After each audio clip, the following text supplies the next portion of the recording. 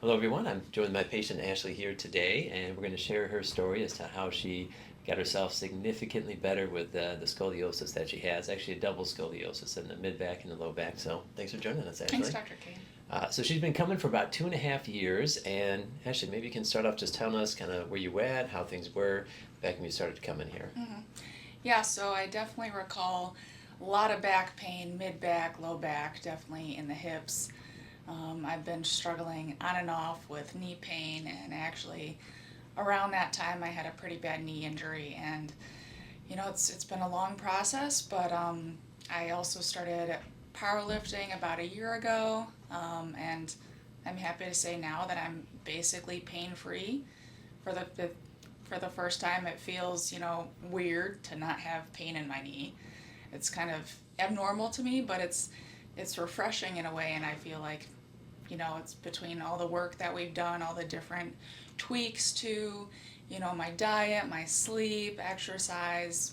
Things are feeling a lot better. Yeah, we definitely took a very holistic approach, and it was definitely necessary. I mean, it's tough enough for people without scoliosis to do powerlifting and do it in a way that isn't taxing on their body. I mean, by far, deadlifts and squats, the two most common exercises to bring people in to see me. And considering that previously you had a history of years of kind of a tough time managing all the different pains on top of wanting to do the powerlifting, I was initially a bit hesitant or concerned as to how realistic it was, but Ashley really wanted to do it. It was a passion of hers, so we were both said, all right, well, let's just do everything we can to make that happen. And yeah, it was very very rewarding for both of us to see that come to fruition. So what would you say were some of the key points or stepping stones which kind of really moved you forward and being sustainably feeling better, even while doing the powerlifting? I don't want to give it just to one item, but I feel like one item stuck out more than the rest. So obviously, like I mentioned, there was being really on top of my diet, my sleep. I usually, don't want to get any less than 8 hours. Um, you know, Going back to the diet, I feel like that was a main thing, but not the number one thing. Also, really being on top of my frequency and going to the gym, so consistency is important, but I feel like the number one thing that really made a difference in the pain was the cold plunges or cold baths. So I would stop by the store, get a bag of ice, do it first thing in the morning the next day, and although they're not very pleasant, but I'm willing to sacrifice that 10 to 12 minutes, every week or so.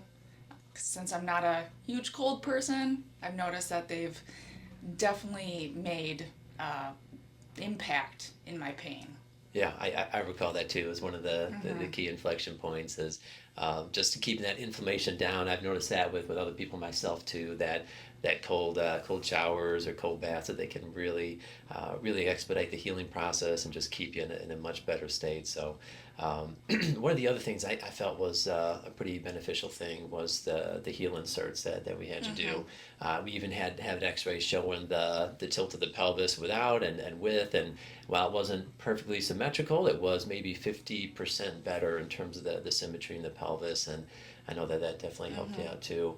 But overall, I have so much respect for Ashley here with pursuing her passion and wanting to do the powerlifting and just doing everything. I mean, no one enjoys doing any sort of cold shower or whatever, but to do it for 10 plus minutes on a regular basis to enable yourself to do something that most other people don't want to do anyway. So it's just the powerlifting and lifting lots of heavy weights. I think it's a really really cool story how someone who's initially had this what we call a whack-a-mole game, where it's the shoulder and then the knee and then the back and then the TMJ, and it was just kind of one thing after another to finally get to a point where maybe not 100%, but for the most part, it's very comfortable living on top of doing some intense heavy lifting and competitions in the powerlifting. So yeah, I'm really really happy and proud of Ashley the way that she's come along here, and Thank you. it's yeah, thank you.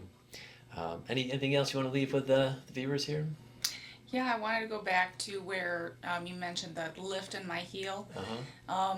It's the little insert that you recommended. I got easily from Amazon, and it was something I never would have thought about before. So when you recommended that, I started doing that for all three of my lifts.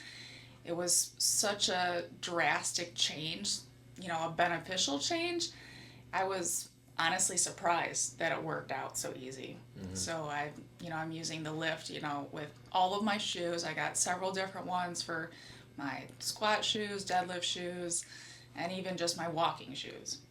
So I'm glad that that worked out. And yeah, overall, you've had so many great suggestions. Little things that I can tweak, whether it's the lift or different adjustments that I can try to do myself at home, or other things. Yeah. Well, I appreciate you, Ashley. We're very, very proud of all your progress here. Thank you. Thank you very much.